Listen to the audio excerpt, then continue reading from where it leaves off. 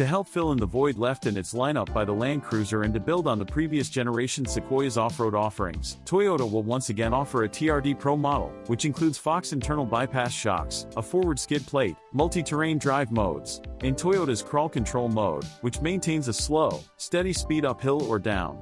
You'll find plenty of TRD badging inside and out, and this version is only available with 4-wheel drive. If the TRD Pro is too pro for you, SR5 and limited 4x4 models can be had with a lighter-duty TRD off-road package with a locking rear differential, specially tuned springs and Bilstein shocks, unique 18-inch wheels, as well as the terrain modes and crawl control from the TRD Pro package.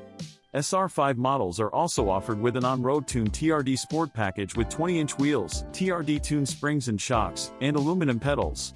Two-wheel drive is standard and part-time 4-wheel drive is optional on all on SR5, Limited, Platinum, and, surprisingly, Capstone trim levels.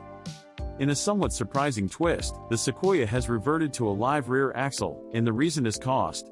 The Sequoia now shares a platform with not only the Tundra but the Land Cruiser and Lexus LX, all of which use a live rear axle. While Toyota engineers told us previously they could adapt the platform for independent rear suspension, it appears they've chosen not to in the face of additional engineering cost, parts cost, and complexity on the assembly line. Toyota assures us, though, that the multi-link setup on the new live rear axle has been tuned for a smooth ride and can now incorporate the Tundra's optional low-leveling rear height control air suspension for those who tow a lot of heavy trailers. In an era when every major competitor is trading out the traditional live rear axle for independent rear suspension to improve ride, handling, and third row and cargo space, Toyota's decision to get rid of the Sequoia's independent rear is risky. Safely in modern territory. As with other Toyota models, a full safety and driver aid package is standard, including collision detection with automatic braking, adaptive cruise control, lane departure alert and correction, automatic high beams, a blind spot monitor, rear cross-traffic alert, and parking assistance with automatic braking. Inside, the Sequoia is just as new and fresh appearing. Also, like before, the dashboard and steering wheel are essentially carryover from the Tundra pickup. There is an available large, 14-inch, central touchscreen, chunky air vents, and an available digital gauge cluster.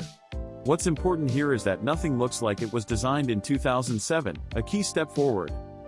Toyota will build the Sequoia at the same San Antonio, Texas, plant that assembles the Tundra.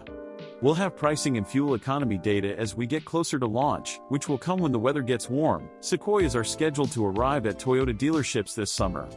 We're looking forward to seeing how this modernized old tree branches into the full-size SUV space, which is now chock full of relatively new contenders, including the recently redesigned Chevy Tahoe, GMC Yukon, Nissan Armada, and all-new Jeep Wagoneer.